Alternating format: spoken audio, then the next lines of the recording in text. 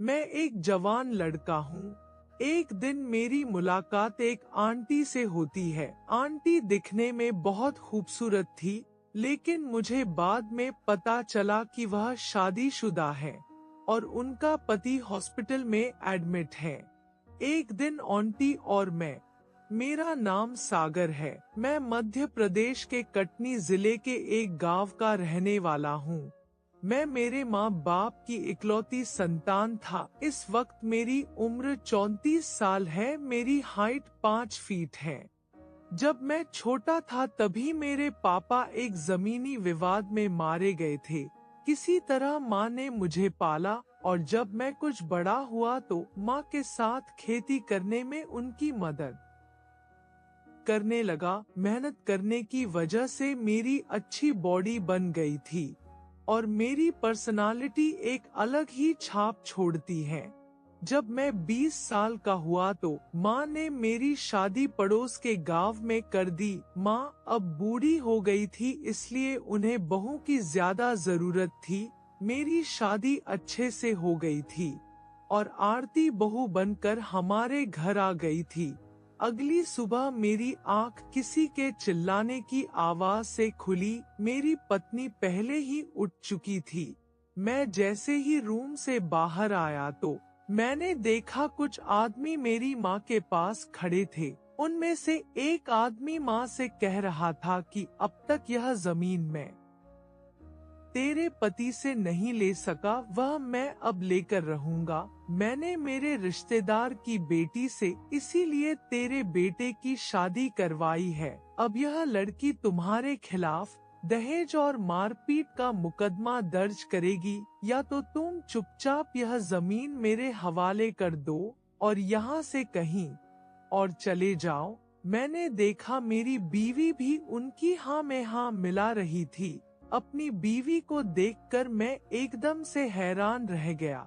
मैं और मेरी माँ समझ गए कि जिसे हम शादी हुई समझ रहे थे वो एक धोखा हुआ था हमारे साथ। मेरी माँ ने कहा कि मेरे जीते जी यह जमीन तुम्हें नहीं दूंगी। वे हमें अंजाम भुगतने की धमकी देते हुए चले गए और मेरी पत्नी को भी ले गए। रात में मुझे पुलिस उठा कर ले गई। दहेज और मारपीट के झूठे केस में जेल भेज दिया। हमारे पास इतने पैसे नहीं थे कि दहेज और मारपीट जैसे केस में जमानत करा लेते। बस थोड़ी बहुत जमीन ही थी हमारे पास, जिसपे हम खेती करके अपना गुजर बसर कर रहे थे। 5 साल कोर्ट में केस चला, मगर सबूतों के अभाव में मुझे रिहा करना पड़ा, क्योंकि केस झूठा था। जेल में भी माँ ने मेरा धीरज नहीं टूटने दिया। मैं जेल में अपना समय काटने लिए कसरत करता था, जिसकी वजह से मेरी अच्छी बॉडी बन गई। बीते 5 सालों में माँ की तबीयत बहुत खराब रहने लगी थी और जेल से आने के कुछ दिनों बाद माँ का स्वर्गवास हो गया। मुझे एक बात का बहुत दुख हुआ कि मैं अपनी माँ के लिए कुछ भी ना कर सका। मैं इस भरी दुनिया में अकेला रह गया था। अब मेरा गांव में भी कोई नहीं था। मैंने सबसे पहले वो घर और जमीन बेच दी, जिसकी वजह से आज मैं अकेला हो गया था और सब पैसा बैंक में जमा कर दिया और अगर किसी काम के लिए जरूरत होगी तो निकाल लूंगा।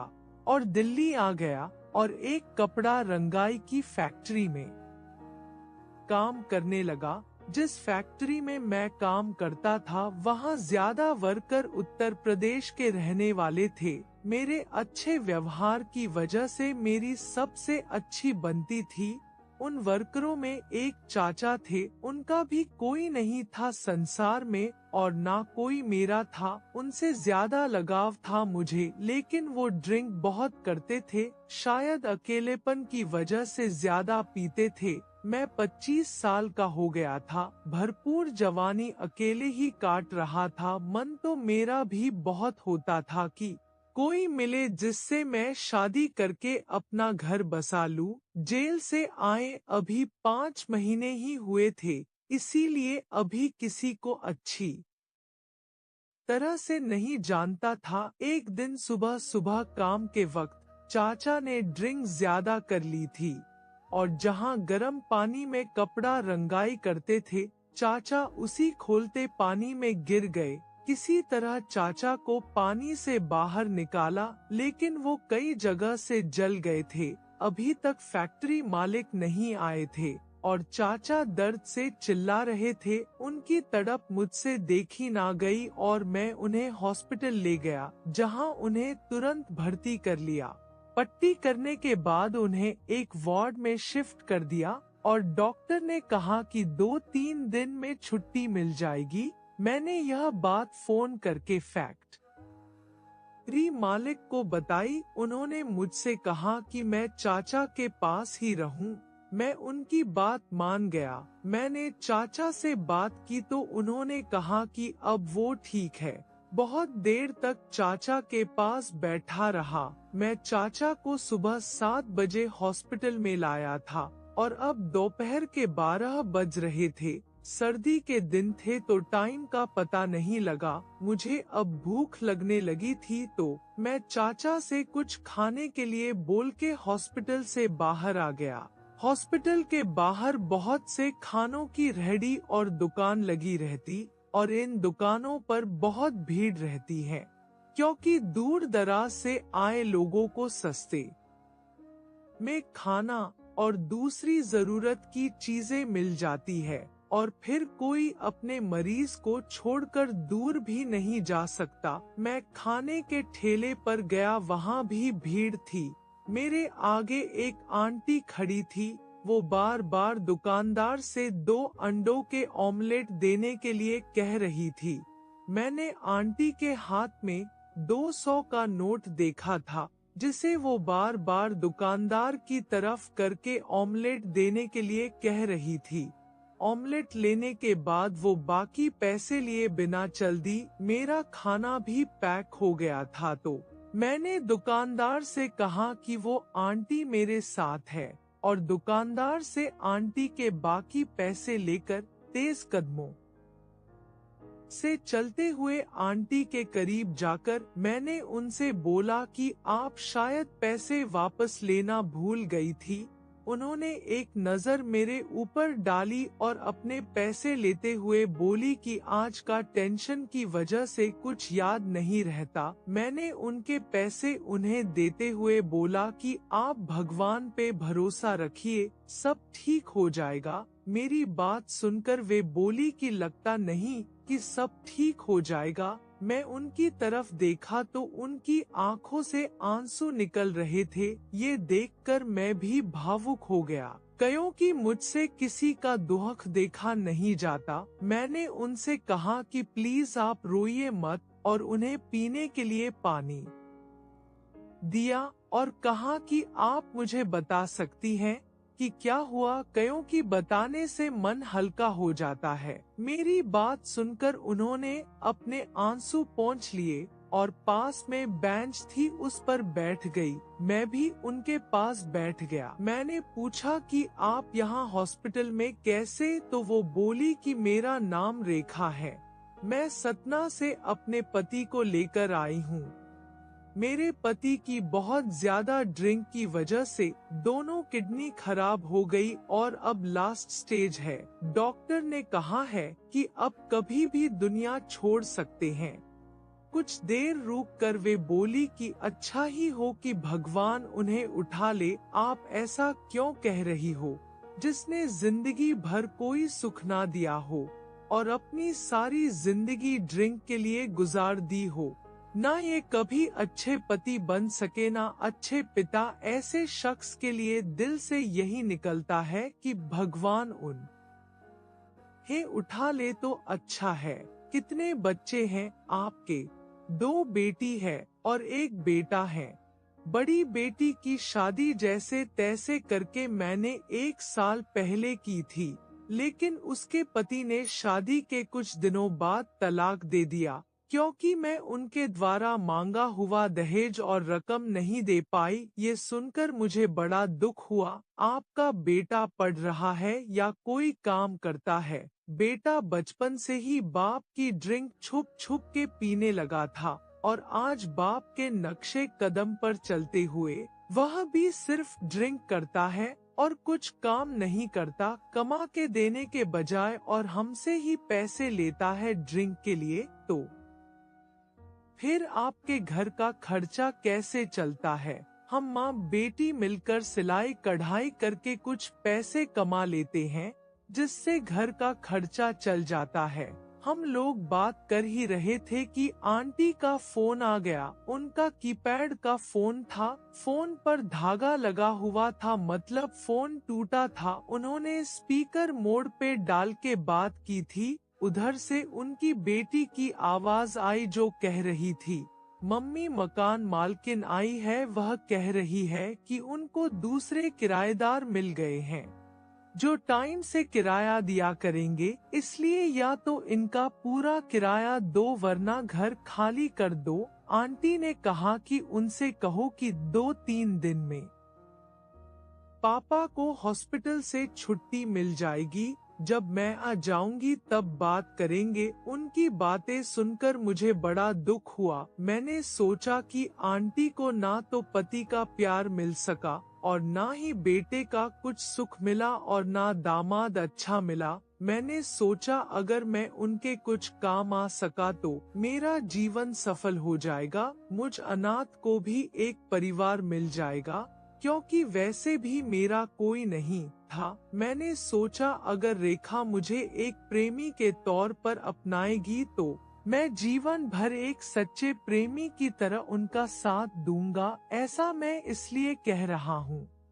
क्योंकि मेरी और उनकी उम्र में कोई ज्यादा फर्क नहीं था। वह मुझसे 8 साल बड़ी थी और कहीं ना कहीं वह पति के प्यार से भी वंचित थी। और अगर मुझे दामाद के रूप में स्वीकार करेंगी तो मैं उनकी तलाकशुदा बेटी को अपना लूंगा और एक दामाद के रूप में उनकी मदद करता रहूंगा, और नहीं तो एक बेटे की तरह उनकी सेवा करूंगा और उनके कांटेक्ट में हमेशा रहूंगा। मैं अपनी यही सब सोच में उलझा हुआ था। उधर आंटी ने अपनी बेटी से बात करके फोन काट दिया और बोली कि बातों बातों में बहुत देर हो गई, अब मुझे जाना चाहिए, और उठकर जाने लगी। मैं भी उनके साथ चलने लगा। पहली बार आंटी को मैंने ध्यान से देखा था। उनकी हाइट भी 5 फीट थी और रंग गोरा था। चलते चलते मैंने उनसे पूछा कि आपके पति किस वार्ड में हैं?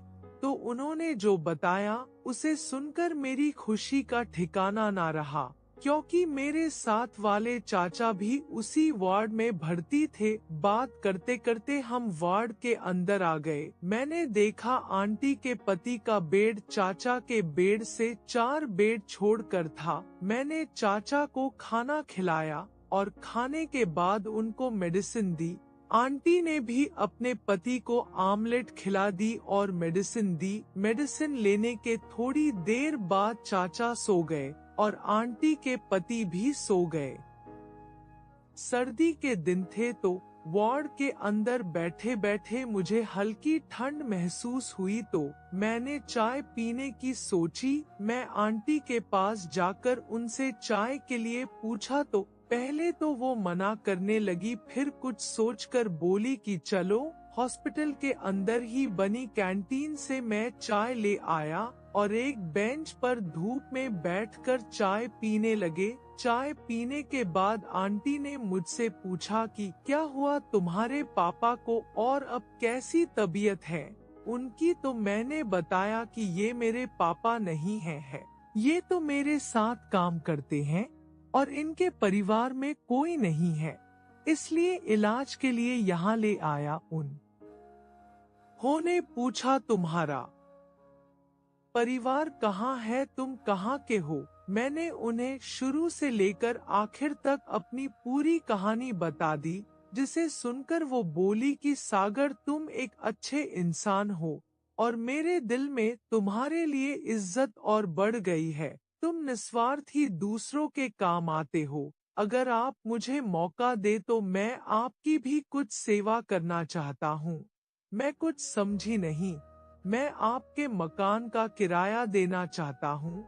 मैंने सुन लिया कि अगर तुमने मकान का किराया नहीं दिया तो तुम्हें मकान खाली करना पड़ जाएगा। नहीं, मैं आपसे पैसे नहीं ले सकती क्योंकि हम अभी मिले हैं और मैं तुम्हें जानती भी नहीं।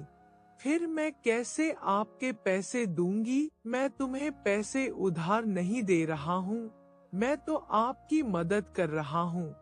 बेशक हम अभी मिले हैं, पर तुमने मुझे और मैंने तुम्हें अपनी सब बात बता दी। अब हम एक दूसरे के दोस्त बन सकते हैं। क्या आप मेरी दोस्त बनोगी? मैं खुद को खुशकिस्मत समझूंगी अगर तुम जैसा मेरा अच्छा दोस्त हो। तो फिर दोस्ती के नाते ही मुझे आपकी मदद करने दीजिए। बहुत इनकार के बाद वह मान गई। मैंने पूछा कितना किराया है? वो बोली 6 महीने हो गए, 3,000 रुपए महीना किराया है। टोटल 18,000 हो गए हैं। आप चिंता ना करें, मैं शाम के टाइम जाऊंगा और एटीएम से पैसे निकाल लाऊंगा। बहुत देर हम इधर उधर की बातें करते रहे और फिर हॉस्पिटल के वार्ड के अंदर आ गए और अपने अपने मरीजों की देखरेख में लग गए। अब रेखा आंटी मेरे साथ काफी खुल गई थी और बीच बीच में मेरी तरफ देखकर स्माइल कर देती। शायद मेरी आंखों में उनके लिए प्यार को उन्होंने देख लिया था। मैं भी उसकी तरफ स्माइल कर देता था। थोड़ी देर बाद मैं चाचा को बताकर फैक्ट्री आ गया क्योंकि सर्दी का टाइम था। मैं अपनी जैकेट वगैरह लेने आया था। जब मैं आंटी से बात कर रहा था तो मैंने नोट किया था कि जैसे उन्होंने 3-4 दिन से कपड़े नहीं बदले या शायद उनके पास बदलने के लिए कपड़े हैं ना हो। मैं मार्केट गया और उनके लिए रेडीमेड 2 जोड़ी सलवार कमीज और एक स्मार्टफोन खरीदा। जब मैं हॉस्पिटल पहुंचा तो वो बार बार दरवाजे की तरफ देख रही थी। उनका चेहरा बता रहा था कि वो मेरा ही इंतजार कर रही हैं। मुझे देखकर उनके चेहरे पर खूबसूरत स्माइल आ गई थी। मैंने थोड़ी देर चाचा से बात की और आंटी को इशारा करके बाहर आ गया। थोड़ी देर बाद वो भी बाहर आ गई। मुझे पता था कि वह आसानी से फोन नहीं लेंगी। मैंने उनके हाथ में कपड़ों की पॉलिथीन देते हुए कहा कि अगर आप वाकई मुझे अपना दोस्त समझती है तो यह सामान स्वीकार कर लेंगी। उन्होंने पॉलिथीन मेरे हाथ से लेते हुए उसमें से कपड़े और फोन निकाल कर देखा और बोली, आखिर आप मेरी इतनी मदद क्यों कर रहे हो? मैं तो तुमसे उम्र में बड़ी हूँ और शादीशुदा भी हूँ। आप मुझसे उम्र में बड़ी हो या आप शादीशुदा हो, इन बातों से मुझे कोई फर्क नहीं पड़ता। आपके परिवार को एक पुरुष रूपी छत की जरूरत है और वह छत मैं बनना चाहता हूँ। वो बोली, ये तुम क्या कह रहे हो? मैं भी अकेला हूँ इस संसार में। मुझे भी एक परिवार चाहिए और आपको भी सहारे की जरूरत है। तो क्यों ना हम एक दूसरे का सहारा बन जाए। मैंने कहा कि अगर आपको मेरी बात बुरी लगी तो मैं माफी चाहता हूँ। ये बोलकर मैं जाने लगा तो आंटी ने मुझे जाने नहीं दिया और कहा, सागर, मुझे इतनी खुशी आज तक नहीं मिली जितनी खुशी तुम मुझे देना चाहते हो। इसलिए डर रही हूँ कि कहीं ये खुशी चंद पलों की ना हो, कहीं तुम भी मुझे छोड़ ना दो जैसे मेरी बेटी को उसके पति ने छोड़ दिया। जिसे जिंदगी ने धोखा दिया हो वो किसी को क्या धोखा देगा। मैंने उनसे कहा कि आप अंदर जाकर कपड़े बदल लीजिए और अपना फोन मुझे दे दीजिए ताकि मैं आपकी सिम इस फोन में डाल दूं। उन्होंने मेरी बात मान ली और कपड़े बदलने के लिए वार्ड में बने बाथरूम में चली गई। तब तक मैंने उनकी सिम चेंज कर दी। जब वो बाहर निकली तो मैं देखता रह गया। पर्पल कलर के सलवार कमीज वो बहुत खूबसूरत लग रही थी। अब शाम हो गई थी तो खाना लाने के बहाने आंटी और मैं बाहर आ गए। मैंने उन्हें न्यू फोन दिया। फोन लेकर वो बोली कि यह तो मुझे चलाना भी नहीं आता। फिर मैं वहीं बैठकर उन्हें थोड़ा बहुत फोन चलाना सिखाया। जब मैं उन्हें फोन चलाना सिखा रहा था, तब मैंने उनसे बहुत सारी दिल की बातें की। उन्होंने कुछ नहीं कहा, बस मन ही मन मुस्कुराने लगी। हम जहाँ बैठे थे वहाँ से लोग आ जा रहे थे। वो बोली कि रोड के उस पार होटल है, वहाँ अच्छा खाना मिलता है, चलो वहीं से खाना लाएंगे। शाम के 8 बज गए थे, ठंड का मौसम था, इसीलिए रोड सूना पड़ा था। मैंने आंटी से कहा कि मैं आपसे प्यार करने लगा हूँ। शायद वो मुझसे यही सुनने का इंतजार कर रही थी। आंटी ने बताया कि रात को वार्ड में नींद नहीं आती, क्योंकि रात भर मरीज शोर करते हैं और हॉस्पिटल बड़ा होने की वजह से 24 घंटे लोगों का आना जाना लगा रहता है। इसलिए ज्यादातर लोग हॉस्पिटल में बने टीन शेड के नीचे या हॉस्पिटल में बने छोटे छोटे पार्कों में, जहां सुकून शांति मिले, वही सो जाते हैं। वो कई दिन से हॉस्पिटल में थी, इसलिए उन्हें ये सब पता था। मेरे पास बिस्तर नहीं था, पर आंटी के पास बिस्तर था और कंबल उनके पास एक था। तो मैं तुरंत रोड पार से एक नया कंबल लेकर आ गया। जो जहां सोता था वो अपना बिस्तर पहले ही उस जगह रख देता था, ताकि कोई और इस जगह ना आ जाए। आंटी ने अपना बिस्तर हॉस्पिटल के जनरेटर रूम के बाहर लगाया, क्योंकि अभी 9 बजे थे और उनको काफी नींद आ रही थी और अभी हॉस्पिटल में लोग जाग रहे थे। बिस्तर लगाने के बाद मैं और आंटी चाय पीने के लिए बाहर आ गए। बाहर आकर आंटी ने अपने घर फोन किया और अपनी बेटी से कहा कि भगवान के शुक्र से मकान के किराए का इंतजाम हो गया है और मैंने एक टच वाला फोन लिया है। उनकी बेटी ने पूछा कि कैसे और कहां से लिया फोन, तो आंटी ने मेरी तरफ देखकर कहा कि अभी तो बस इतना समझो कि भगवान ने किसी को मदद के लिए भेजा है, हमारी मुश्किलें आसान करने को। बाकी मैं तुम्हें वहीं आकर बताऊंगी। बहुत देर बात करने के बाद आंटी ने फोन काट दिया। रात के 10 बज गए थे। फिर हमने अंदर आकर एक नजर उनके पति और चाचा पर डाली। वार्ड में 1-2 को छोड़कर बाकी सब सो रहे थे। मैंने भी जनरेटर रूम के बाहर अपना बिस्तर लगा लिया और दीवार से पीठ लगाकर बैठ गया और घंटों तक बातें करते रहे। मैं सारी रात वही बैठा रहा, क्योंकि हॉस्पिटल में शोर की वजह से नींद नहीं आ रही थी। अब सुबह के 6 बज चुके थे और उठते ही मैंने देखा कि आंटी नहीं थी। फिर मैंने देखा कि वो वार्ड में खड़ी रो रही थी, तो मैं दौड़ता हुआ वार्ड में गया तो देखा कि उनके पति की डेथ हो चुकी थी। मुझे ये देखकर बहुत बुरा लगा, लेकिन भगवान की मर्जी के आगे कर भी क्या सकते हैं। आंटी वहाँ से चली गई थी।